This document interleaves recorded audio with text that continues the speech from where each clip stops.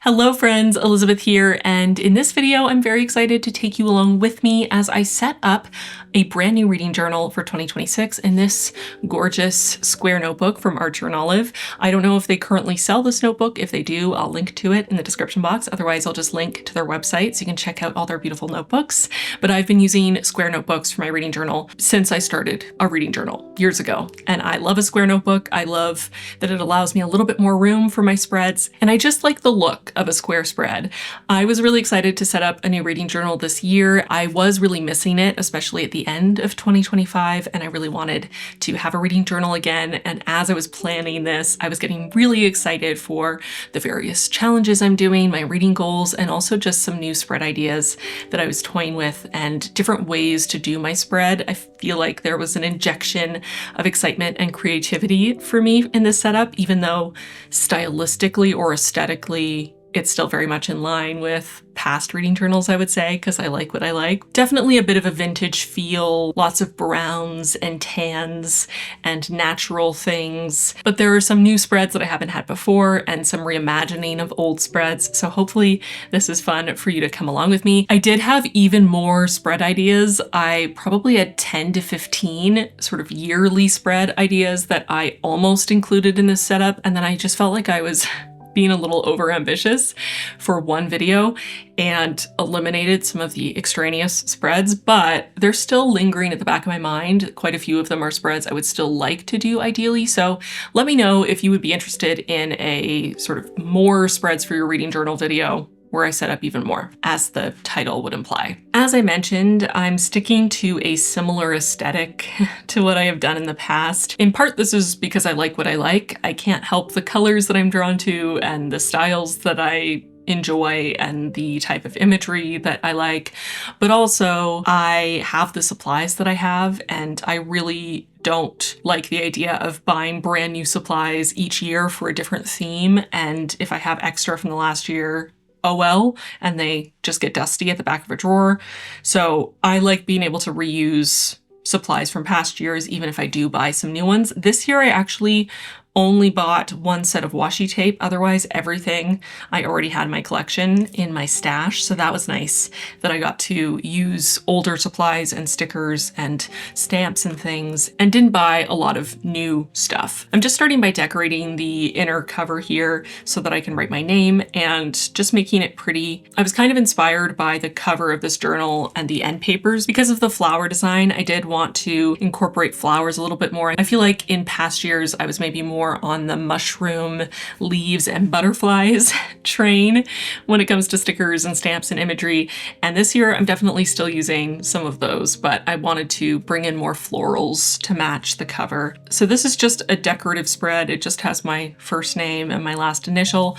I don't really take my reading journal anywhere. I don't travel anywhere with it, so I'm not super concerned about losing it and someone having to find me, but I do like to add a little something cute, a little decor, layer some washi tape, use some stickers, use some stamps, have fun with it. Now moving on to the cover page for this reading journal. And one thing that I think I'm going to be changing about my reading journal in 2026 is I'm going to be doing fewer decorative only spreads.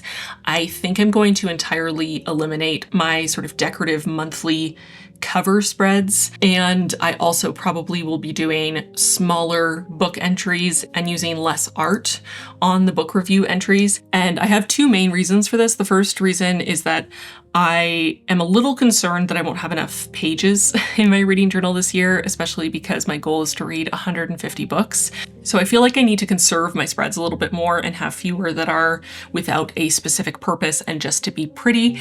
Also because of the proliferation of AI art online, and I am definitely not an expert at identifying AI art. I just feel like it's going to be harder and harder for me to find pretty artwork to use both for more decorative spreads and finding fan art and things for individual book reviews or entries. And I really don't want a reading journal full of AI art, and I don't want to spend ages trying to figure out if something is AI art or not. So I think doing fewer decorative spreads will help with that as well. So really, I mean, not that I think the spread ended up as anything super incredible and amazing, but I did kind of put a little bit more pressure on myself for this cover spread for the reading journal because it's probably going to be the only solely decorative spread for the entire thing.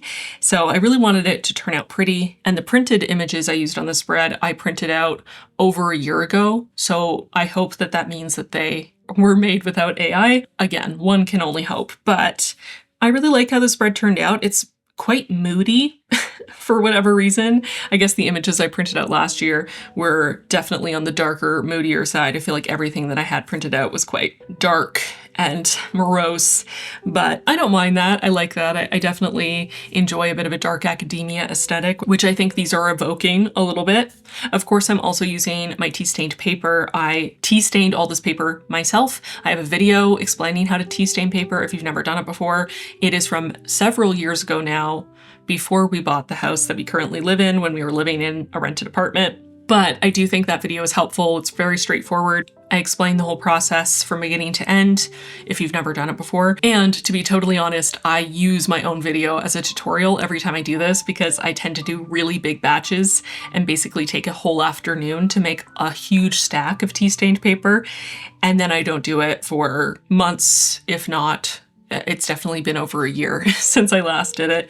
So every time I do it, I kind of forget how, and I watch my own video, and I find it helpful every time. So anyway, I'll link that down below. I'll try to link down below all the supplies I'm using, pens and glue, washi tape, stickers, stamps, etc. But like I said, the vast majority of these supplies I've had in my collection now for a year at least, if not many years. And some things either are no longer being sold or just aren't being sold from the same place anymore, or I can't remember where I got them from. So I'll do my best to link things or link similar things or just link shops where you can find similar products, but it is what it is. The one new thing I bought this year was this set of washi tapes. They almost have a picnic-y vibe, but they have more of a drab color scheme, drab in a good way. I like a drab color scheme. And I don't know, something about the picnic-y vibes works for me. I like them. So anyway, this is my cover page and I really like how it turned out. I think it's pretty. So moving on to the first proper spread, or the first useful practical spread of my reading journal this year, which is going to be my index on the left side and my sort of more minor reading goals on the right. So for my index, I always do an index. I like to list out where all the spreads are so I can easily find them. That's what an index is for, if you didn't know. I'm just writing out the page number and then what the spread is. This notebook is not numbered, so I'm just writing my own numbers, but I just find this useful. And I, in the past, did a full 2-page spread for the index, but I found I did not need that many spreads, especially because once I got to the monthly spreads, I would just mark where January starts, where February starts, and then not list where every single individual book review was, because I don't read that many books a month. It's very easy to flip to all the April spreads and then very quickly find a specific book. So anyway, I find 1 page with 2 columns is more than enough for my index generally. And then for my reading goals, this is definitely inspired in part from past years and past reading goal spreads, but it's definitely doing something a little different, especially because my goals are a little different this year. So I have a whole video explaining my 2026 reading goals. So if you missed that, I'll link it down below and you can watch it if you want to hear about my goals in detail and why I have the goals I have. So this is for all my more minor reading goals that I talked about near the end of that video, starting with my reading every single day goal. And my basic goal was to read for 5 minutes a day. So I created this sort of year in pixels style spread so that I could mark every single day that I read for at least 5 minutes. But I also, out of curiosity, wanted to be able to see how many days in the year I read for over an hour, just to know for myself. My basic goal is to pick up a book and read for at least 5 minutes every single day to keep it consistent. But I also imagine that I will end up reading much longer on a lot of those days. And I know that quite often, if I am sitting down to read, I'm going to read for a while. So I just wanted to be able to compare that. So I have a little key next to it to show the lighter beige is for reading for 5 minutes and the darker sort of medium brown is for reading for an hour. So that at the end of the year, hopefully, as long as I'm consistent with filling this out every single day, I can get a bit of an idea of how I did on this goal. Some other reading goals I'm tracking here are my 1 a month goals. So I'm hoping to read in French at least once every month, so 12 books total. And then same for in translation, reading at least 1 translated book each month for a total of 12. So I have those little sections here where I can just fill in the box each time I read a book in French or in translation, with the goal of hitting at least 12 for each. And then underneath that, I just have some spaces for future pie graphs. I am not going to make these graphs until the end of the year when I have all my data, but I did decide to use a stamp to indicate where they're going to go. And I am considering using a pencil to maybe each month for a check-in, just kind of do a quick sketched out version of each of these so that I can kind of stay on top of it throughout the year. I do also use charts in my Notion reading tracker, so it does also exist digitally, but I thought it would be nice to have a placeholder here, and I can make these in pencil and change them throughout the year if I want without erasing the outline. So here I'm tracking how many books I'm reading from BIPOC authors and how many books I'm reading that have BIPOC main characters. Hopefully, ideally, my goal is to hit 50% for both of these of my reading at the very least. And then next I have LGBTQIA+ authors and LGBTQIA+ rep in the books I'm reading. For LGBTQIA+ authors, I'm hoping for at least 25% of my reading. And then for LGBTQIA+ rep, for now, I didn't really set this as a separate goal in my reading goals video, but I decided to include that here just because some authors are not out, or they just aren't vocal about being part of the queer community. So sometimes I might not be able to find out any information about the author themselves, but they're consistently writing books with a lot of well-done queer rep. And I do think that is also valuable, even if the author is not comfortable being out publicly for whatever reason. So I'm tracking that here as well. I guess because it's part of the same goal, I will treat it as at least 25% here as well. But for LGBTQIA+ rep, I think I should be able to get even higher than 25% pretty easily, maybe even reach 50%, which would be awesome. So we'll see how that goes. My next spread is a classic. It's one I've done, I think, in every single reading journal I've ever done, just tracking the number of books I'm reading in a year. And I always set it up for the number that is my goal. And then if I read more than my goal, fine. So this year I'm hoping for 150 books. So that's how many boxes I drew here. It's a pretty straightforward spread. I almost didn't include it this year because it is very basic and I have other ways of tracking how many books I'm reading, but it is a very satisfying spread. I really enjoy filling it out and I think it's pretty. So I decided to make it anyway. It does take a while though to draw all the boxes. Next up, I have 2 brand new spreads that I have never made in a reading journal before, and I'm very excited about them.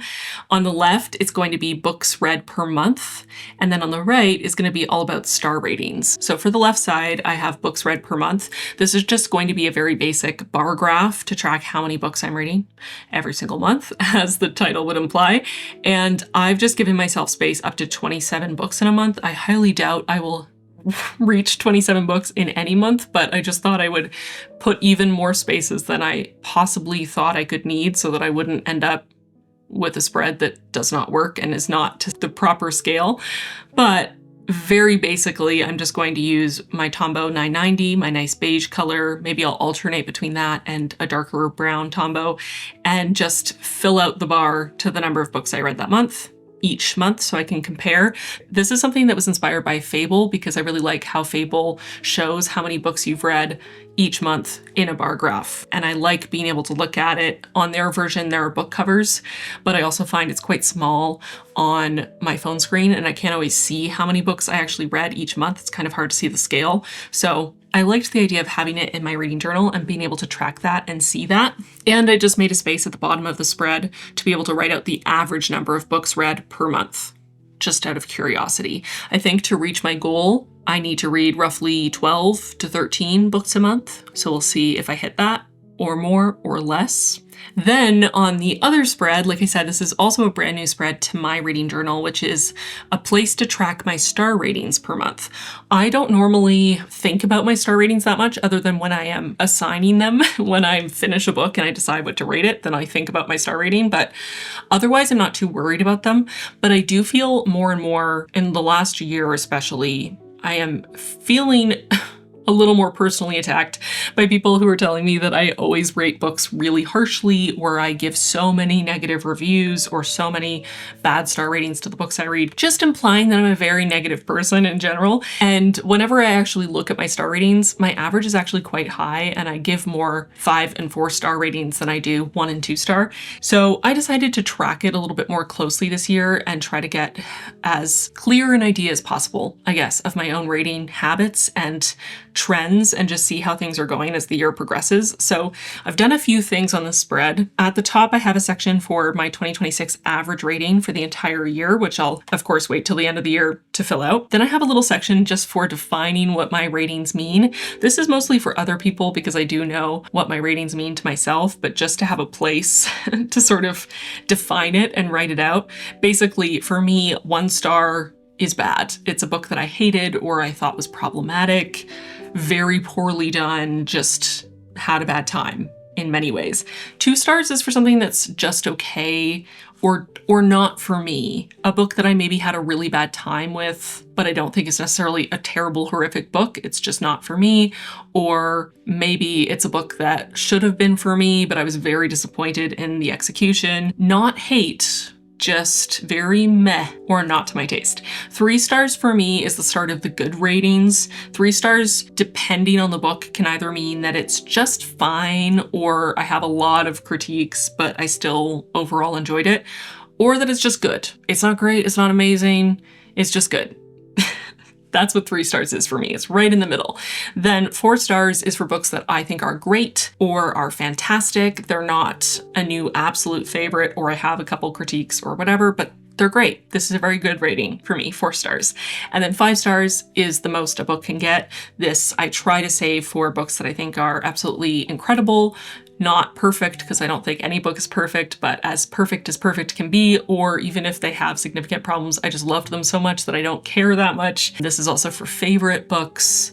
5 stars is the best, the cream of the crop. So I feel like those are not that far off from how a lot of people rate. Then I also have a graph on the right side here where I'm going to be able to plot out how many of each star rating I give each month. So basically along the bottom, I have a section for my average rating per month so that I can track it throughout the year. I'm also using this as a key so that I can assign colors and symbols to each month. So basically I have 3 different colors that I'm going to be using, and then I have 4 different symbols to be able to distinguish between each month. And I just drew in pencil kind of an example here so you can see what it's going to be like with a separate line for each month of the year. And I'm just going to, at the end of the month, see how many 1 stars I gave out, how many 2 stars, 3 stars, 4 stars, and 5 stars, and plot that out on this graph. And then that way I can compare month by month by month by month and see how my ratings are changing over time, and if there are some months that are way better than others, and just what the spread is like in general on a month by month basis. I'm excited about this spread, if you couldn't tell. Then next up is a pretty straightforward spread. The spread is really just for book covers and ratings for my book club that I host on Patreon and my buddy read, which is also on Patreon. The book club is a monthly book club, so I have a section for each month of the year, and then the buddy read is quarterly, so I have 4 sections there, 1 for each quarter, and then I just have space for putting the book covers of our picks, and I'll write my rating underneath. And then I thought it would be fun as well, especially because I only needed space for 4 books for the buddy read, to have a section for my average book club rating and my average buddy read rating out of curiosity, and then also a section to put my favorite of our book club picks for the year and my favorite buddy read of the year, and then a little space to write a quote from that book as well. So this is just kind of to be able to look back on our picks for the year and how it went and how I felt about all of our picks. So I'm excited about this spread.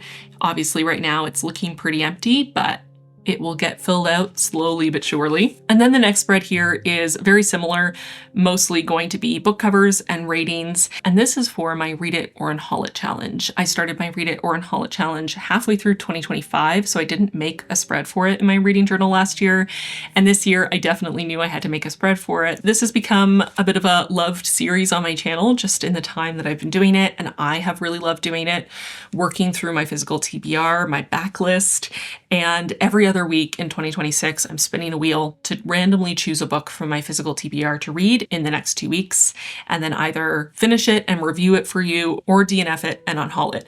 Even if I DNF a book, I'm going to include it on the spread just so that I have a record of every book that I landed on or read in 2026, but I'll write underneath the book if I DNF'd it or write out the rating if I have a rating. And I'm putting the first book I finished in 2026, which was the last book I spun or landed on in 2025 here. And then I also have the first book that I started in 2026 for the challenge as well. And I'm just going to work my way through this whole spread. I also have a section for stats on the right side here. So I have a little spot for my average rating of my Read It or Unhaul It books. I am curious about this because I really am hoping to DNF more this year. So I hope that means my average rating will be quite high for this challenge.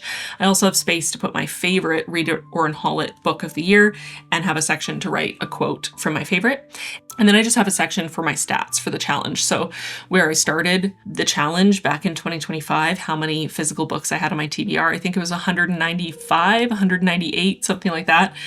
And then where I started 2026, how many books I had on my shelves physically at the start of 2026, how many I read for the challenge in 2026, how many books I read from my physical TBR outside of the challenge in 2026, but still got off my physical TBR, how many points I earned in 2026. If you want to know about the points, check out my reading goals video. I talk about what the points are and how I'm using the points and how they have to do with a bit of a book buying ban I'm doing in 2026. So I have a section for the total points earned this year, the total points spent in 2026, and then also the number of new physical books bought in 2026. And then I have end of 2026 physical TBR, so how many books physically I still have not read at the end of the year, and how many left to go, so that number minus my goal of reaching 50 max on my physical TBR. So that is what that's for. Just a bit of a summary for this challenge as I go along. And then next up, I have my Reading Around the World spread. This is kind of a blend of the last spread for my Read It or Unhaul It challenge and of past years' Reading Around the World spreads. I have included a map in my reading journal for the last several years where I printed out pre-filled in for all the books I have read, all the countries I've read from in past years, and then all the countries I haven't read from yet are still blank so that I can fill them in by hand as the year progresses. But this year, because I'm doing an official challenge, similar to my Read It or Unhaul It challenge, where every other week on alternating weeks, I'm spinning a wheel to randomly pick a country to read from, I wanted to have a space to include the book covers for the books that I am reading for this challenge. So I decided to do a little bit of a flip up situation, which I'm very excited about. I feel like this is not advanced technology, and I'm sure lots of people have flip up spreads in their reading journal, but I've never done this before, and I was very excited about it. So anyway, I really like how this turned out. So I have my map on top of the flip up sections, and then when you flip the map up, there's space for book covers. For all the books that I read this year as part of this challenge, I will also put my ratings underneath and probably write what country they're from over top, just so that I can remember in the future. I thought that this was really fun. I like that I can both have the map and have covers, but all part of the same spread. And I also have a section on the left for challenge stats, kind of like my Read It or Unhaul It spread. So the total number of countries, 199. At my 2026 start, I've already read from 41 countries. And then I have a section for how many countries I read from in 2026, how many I have left to go, my average rating, and then also my favorite read book cover right there. So I really like how this turned out. I'm really excited about the flip up spreads, and it was pretty easy to make. I just used some craft paper that's quite thick to cut to size and made sure that I had a pretty substantial section at the top that I could use as the flip up section that I could glue down on the spread. It's, I believe, 3 spaces of the dot grid high. And then I just used a ruler to help me fold over the section in a nice straight line. And then I glued that tab down to try to keep it nice and secured. And then the rest of the spread can just flip up. The map itself is a map that I just found online years and years and years ago, but I altered the colors to fit my aesthetic a little bit more. And I do have this map, a blank version, available for download and print to my patrons. So if you want this map, you can join as a patron and search for Reading Around the World map, printable, and it should come up and you can print this exact map. If you're having a hard time finding one, I mean, there are lots of maps online. I'm sure you could find something. You could also alter the colors like I did to make it work for you. But if you just want one where the work's already been done for you, that is there for my patrons. And if you're a patron already and you didn't know that that was there, it is, and you can download it. So that is the spread. I'm really excited about it. And I got so excited about the idea of the flip up spread that I decided to do it again on the next spread. So for my next spread, I'm doing something that I've done for several years now, which is a book bingo for random prompts or very small sort of one-off goals.